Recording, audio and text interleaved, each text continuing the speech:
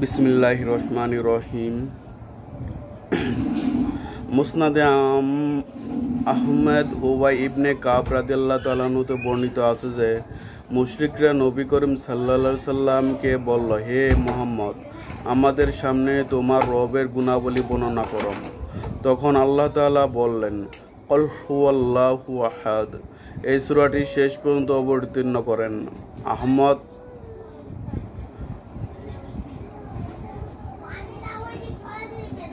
সমাদ শব্দের অর্থ হলো যিনি সৃষ্ট হননি এবং যার সন্তান নেই, কেননা যে সৃষ্ট হয়েছে সে এক সময় মৃত্যুবরণ করবে এবং অন্যরা তার উত্তরাধিকারী হবে।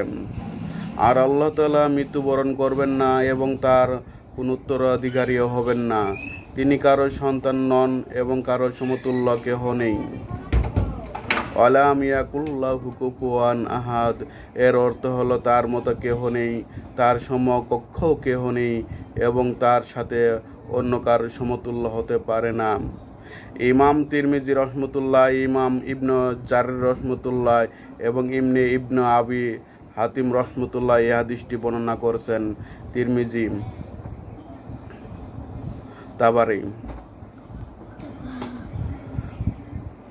সহিহ বুখারীতে কিতাবুত তাওহীদ রাসূলুল্লাহ সাল্লাল্লাহু আলাইহি সাল্লাম সহধর্মিণী আয়েশা রাদিয়াল্লাহু তাআলা আনহাতে বর্ণিত আছে যে নবী করিম সাল্লাল্লাহু আলাইহি সাল্লাম এক লোকের নেতৃত্বে একদল সেনাবাহিনী প্রেরণ করেন।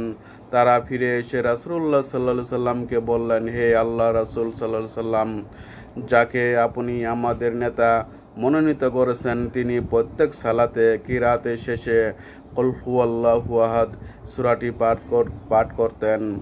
রাসূলুল্লাহ সাল্লাল্লাহু আলাইহি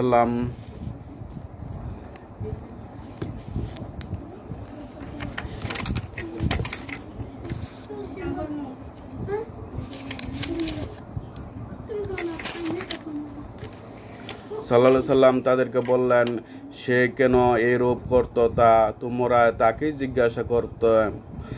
জিজ্ঞাসা করা হলে উত্তরে তিনি বললেন, এই সূরায় আল্লাহর রহমানুর রহিম গুণাবলী বর্ণনা করা হয়েছে, এই কারণে এই সূরা পড়তে আমি খুব ভালোবাসি। এই কথা শুনে রাসূলুল্লাহ সাল্লাল্লাহু আলাইহি সাল্লাম বললেন, তাকে জানিয়ে দাও যে আল্লাহ তাকে ভালোবাসেন। ফাতহুল বারী, মুসলিম, নাসাই।